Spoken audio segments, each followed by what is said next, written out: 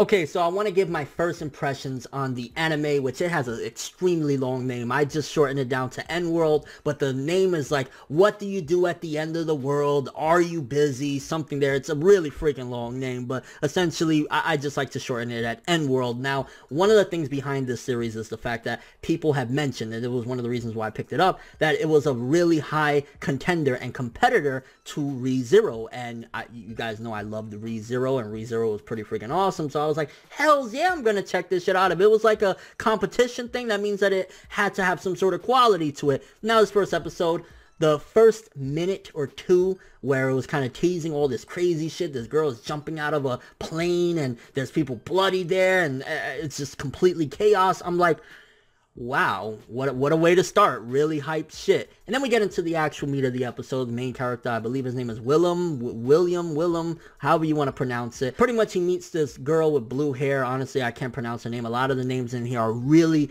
annoying to, pronounce. And he has a couple of little journeys with her, kind of helping her get to a certain point to leave where they're at. And it seems as though this world is really bizarre because these characters in particular seem as though they're human. They don't have horns or everything, but everybody else is kind of like animalistic. Like they either look like a straight up rabbit or they got horns or there's something to them. So they're kind of the oddballs out. So I felt as though, honestly, watching this first episode, a lot of it was exposition and kind of, setting things up. It was a huge setup episode. We got about a minute or so of really cool stuff and then a lot of just info dump in a way. It was just kind of like, hey, so this is about this world and about that world. And then eventually we get to where Willem is sent to this job that he didn't really want to do because it was kind of characterizing him as well. He kind of just doesn't give a fuck. He just wants to enjoy himself. He doesn't really care. But he eventually gets talked into doing this job where he's supposed to watch military weapons at this base. And he gets there and there's seemingly just a bunch of little girls and a maid looking chick that he knows from the past. So it was kind of a little bit like, to be honest, when I was watching it and he got to the base and I immediately noticed that there wasn't any weapons around,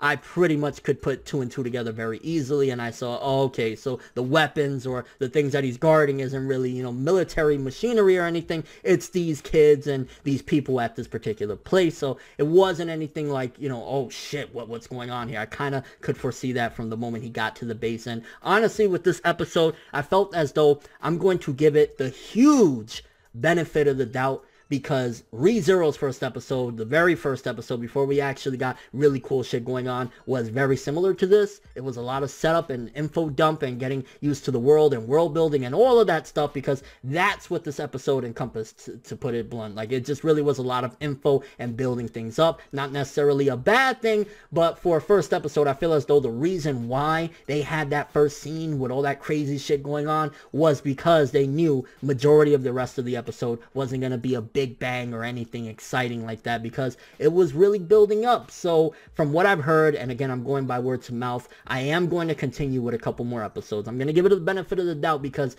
this first episode, again, it was a lot of setup, finding out about these little girls and what's going on with them and just getting into Willem's character a little bit and building up that girl with the blue hair. Again, her name, I can't pronounce these names. I'm sorry. Like, maybe there's an easier way to pronounce them, but I just wasn't really like hooked. It didn't really hook me the way like other series would. And again, though, ReZero's first episode didn't hook me. Thankfully, when I watched ReZero, there was already a couple episodes out, so I could marathon and then come to a conclusion that, oh, it gets a lot better as the episodes go along. This one, since I only had one episode to chew on and really, digest, it wasn't really a big bang that just grabbed me immediately. I know a lot of people are saying differently, which is why I'm going to, again, be open-minded that it gets better from here and we'll get more really cool action pieces and more really cool, interesting stuff about this world. I think one of the best bits, aside from the beginning, was the end, when we went back about 500 years and we saw what seemingly was that same character potentially, and it led into a war with the death of like everybody around them, and I believe like humanity or most of humanity, something along the lines of that, was for the most part extinct. So there's something really interesting there that kind of got me a little bit as well. But in between everything, the world building was just kind of like, yes, information. We got information now. We can move on. So I wasn't that excited about the episode, to be blunt, but it wasn't anything bad necessarily either. Just a lot of setup. Really curious what a lot of you guys think because, again, people have been recommending this one. People keep saying that this is going to be the big one of the season. This is going to be the ReZero. What did you guys think about it? If you checked it out, how did you feel about this first episode? For people that have actually read or know about the series, is it indeed going to get a lot better from here on out? Is there something that I should look forward to in particular? particular. Obviously, you know, be light on the spoilers. And what did you think about the first episode? Did you get hooked and excited again? I felt as though the very first portion of it, exciting, a lot of world building and exposition and info dump in the middle, and that last scene was exciting too, finding out more about what happened 500 years ago and how this Willem guy, seemingly if that was him, how is he still around up until this point, and the backstory. So there's a lot of interesting things to digest, but it feels as though as well, kind of talking about real quickly the world, it seems as though it's one of those isekai series, and what I mean by that, if you don't know that term, is essentially it feels as though it's one of those trapped in another world type of series. Now, it didn't express that immediately, and honestly, until we find out more, I won't know if that's the case with this one, but the fact that they're humans and they're in this world with a bunch of monsters and, you know, just animal creatures, whatnot, it does make it seem as though it could potentially be one of those. And if that's the case, it's kind of like that genre really is being spammed out in anime today, and sometimes it works. Again, Re:Zero was awesome.